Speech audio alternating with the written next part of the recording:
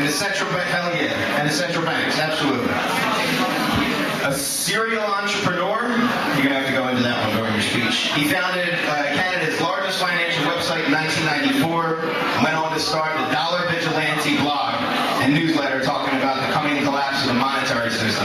Jim Babb speaks very highly of you, by the way. Shout out to Jim Babb, he's in the audience.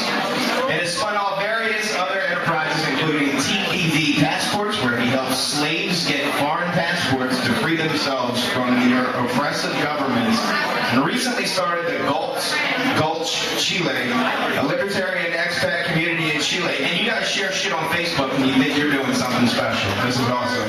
He also hosts the popular anarchist podcast, Anarcast. That's awfully clever. And most recently has been in world media with the launch of the world's first Bitcoin ATM. Put your hands together for Mr. Jack Berwick.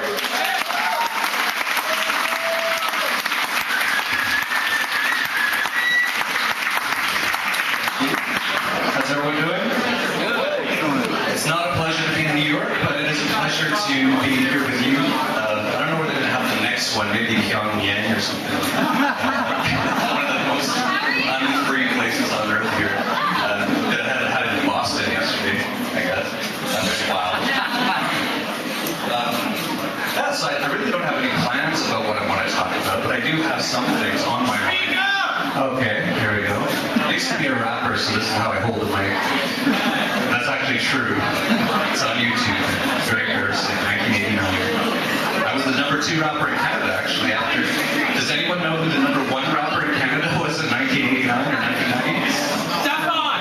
No, not as far as I know. What? No. Tom Green, the actor. He's actually an awesome rapper. Kicked my ass, so I quit. One of the things I do want to talk about is how we communicate our message a little bit, because I've learned this myself. I became basically an anarchist about 10 years ago. I was always an anarchist, but I didn't realize there was a word for it. And, back then I was a little younger, a little less gray hairs, and I was full of testosterone, still am, I go to even more. And so I thought, we gotta get out there, we gotta shout and scream and yell at people to wake up. So I tried that for a bit. It doesn't really work. We really got, our message is peace, it's love, it's not aggressing against other people. And the only way that we can really effectively communicate that is to be incredibly rational, calm. I was on Fox Business with a guy named Stuart Barney this week. And talking about Bitcoin, and he was just shouting at me. He goes, "I think Bitcoin's a scam, respond!" And I just sat there and smiled, and he kept cutting me off, and I just went, "Okay." And that works a lot. I can get much more traction that way. I was actually watching Alex Jones, who's sort of a different style, and after the Boston Marathon false flag event,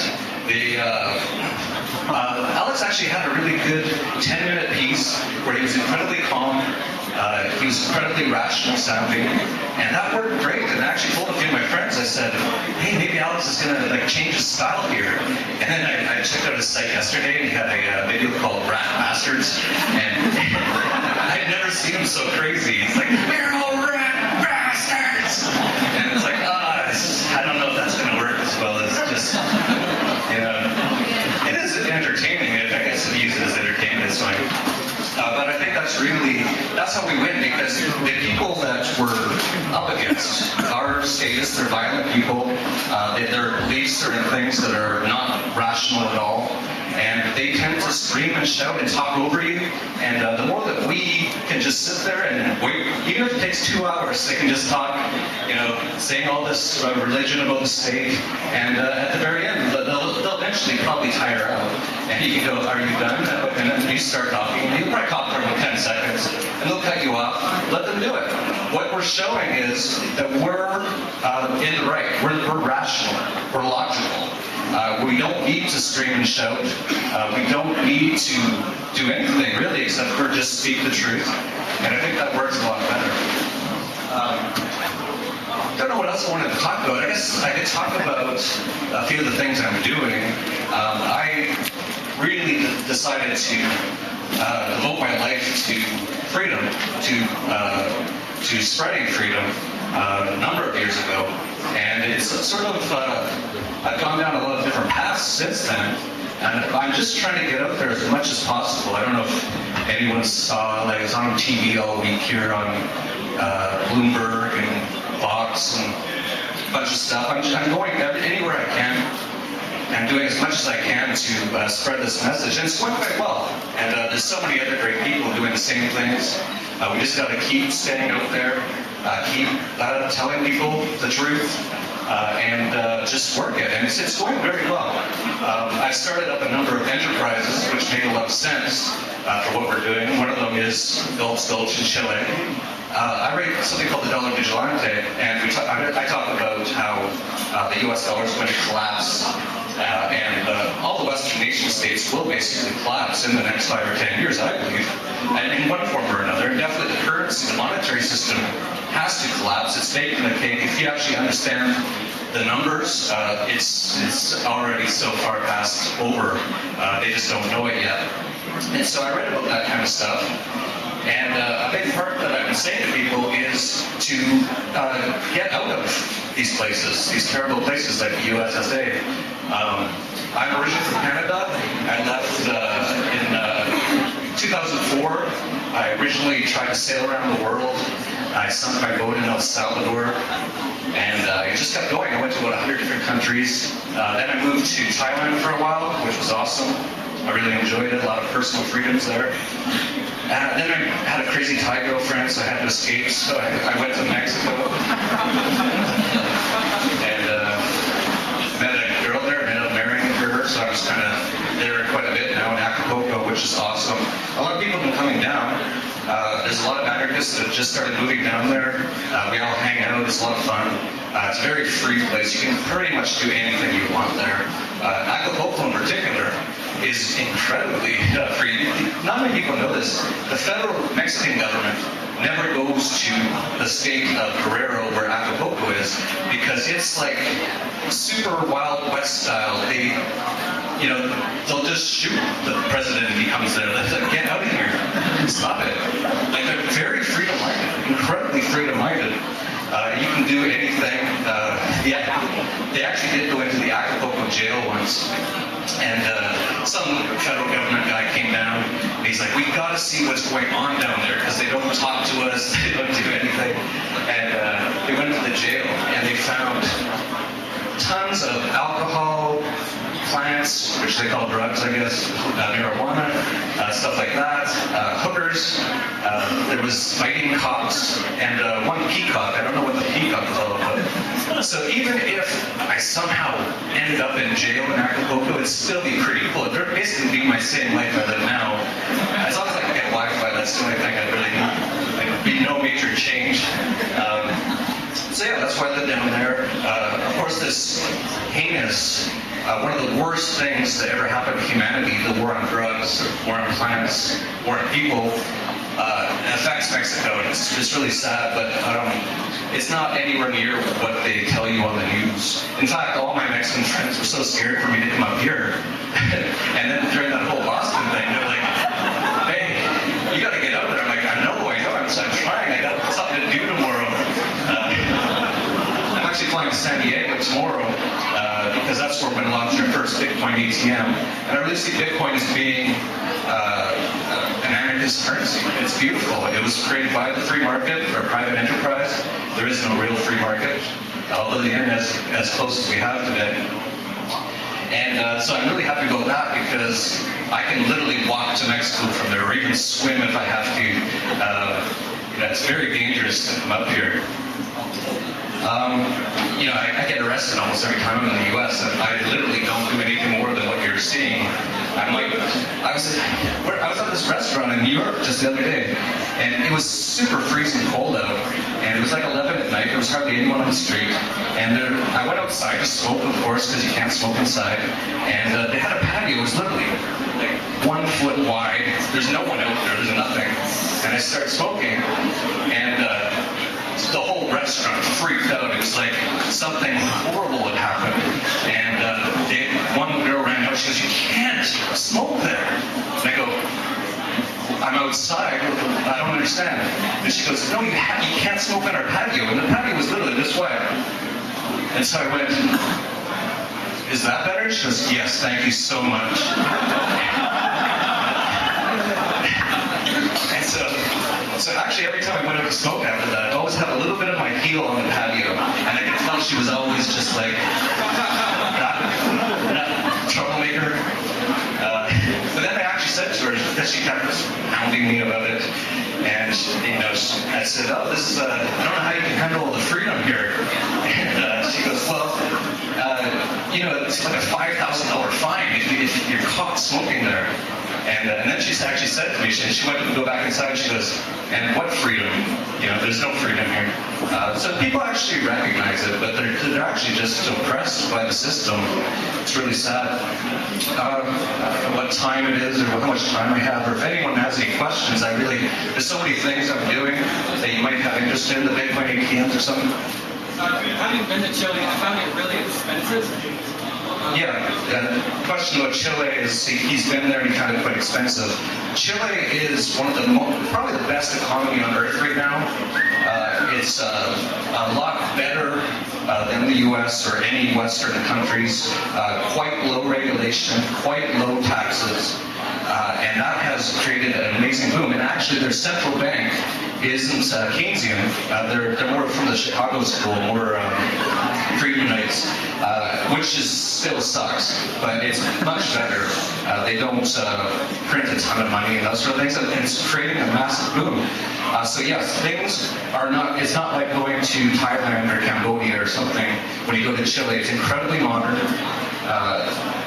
Like unbelievably modern. If you've never been there, it's starting to look a little like Hong Kong in terms of the modern kind of stuff. It's just everything is the best, nicest. Every restaurant you go, they have iPads for menus, and there's all kinds of cool technologies that I've never seen before for all over the place. So yeah, it's not really like a place you go if you want to live cheap.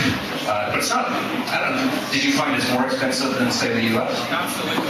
Yeah. I went to every country in South America and I found it to be more expensive than Brazil. Yeah, it's definitely probably the most expensive in South America for sure. Argentina is quite cheap now, of course. They destroy their currency every 10 years. Yeah, so it's not a cheap place to go. But if you're looking for opportunity, there's a ton of opportunity. And especially with what we're doing, we're building a place called Gulch, which is pretty cool. We're actually going to have like street names like Stefan Molyneux. What's a street name? Like Boulevard? It starts with an M. Yeah, no, okay, we'll figure it out. Stefan. We'll figure out that street name. So yeah, all the streets can be named after anarchists and freedom fighters. Yeah, it's just going to be cool. So there's a lot of people going to be going down for that. We're going to start selling lots soon, hopefully. All of our delays are caused by, can you guess? The government. They're slowing us down everywhere we're going. We're trying to create wealth. And so down there they've got zoning issues and environmental issues. Even with this Bitcoin ATM I'm doing, the two biggest issues are we're not sure how these governments are going to try to use violence to regulate us. That's going to be a major issue. And then we got a guy send us, he owns the patent for Bitcoin ATM. So he wants to sue us. Like it's another government contraption just fucking with me. It's just everywhere. It's just so frustrating. But we'll fight through it all. These patents are just ridiculous. IP is ridiculous. IP law. Yeah. Does anyone have any questions or interested in anything? I can talk about lots of stuff. If no one has any questions, I'll just sort of mention, I was just thinking about this the other day, with that whole Boston thing. Man, that thing would have been so different in Mexico. You know, here the land of the free, home of the brave, and like millions of people like hid in their houses yesterday in Boston. Like, if that happened in Acapulco and there was some kid who, 150-pound kid who's running amok and throwing bombs out of cars, well, first I'd send my bodyguard out and go find him. and bodyguards in Mexico are like $15 a day. I don't need it. It's just fun to have your own private police.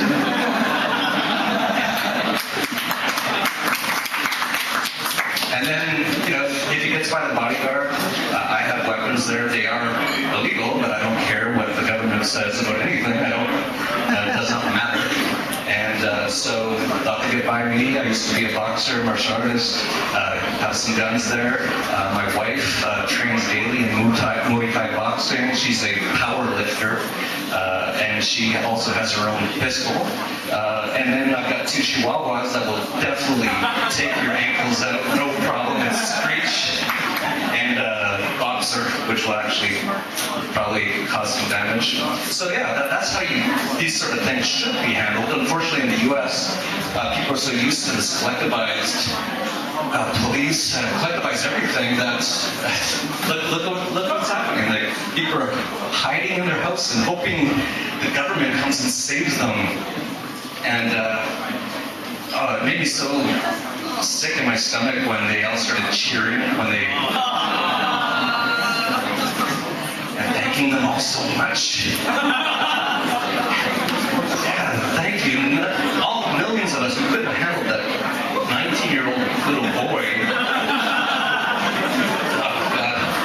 So I don't know how much time we have. 2 minutes.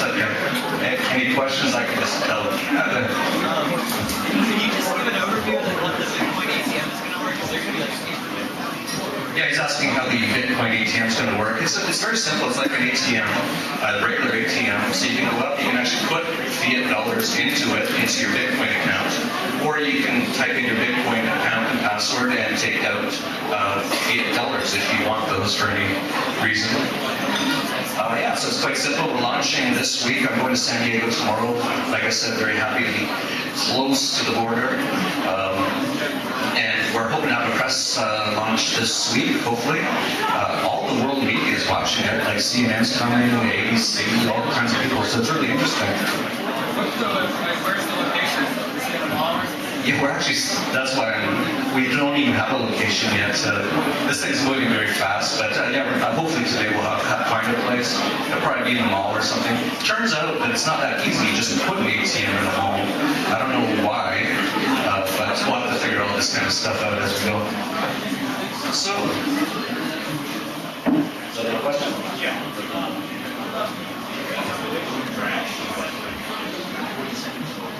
Yeah, he's asking about the Bitcoin supposed crash. It started the year at 15, as everyone knows, and went to 250, and it's now like 120. The reason that I believe it's the volatility is because it's still a very small market. There's 11 million Bitcoins outstanding, and so at today's rate, that's $1.3 billion worth of Bitcoins. That's a tiny market. And we get all this media, like I was on every mainstream media last week talking about it, everyone's talking about it. So it brings in a lot of demand, there isn't a lot of supply, it spikes, then as always, it goes too far, people panic, they all start selling. As Bitcoin grows, as it becomes more used as money, it will become less and less volatile because it will be a bigger market. I think that's it. All right, thank you very much.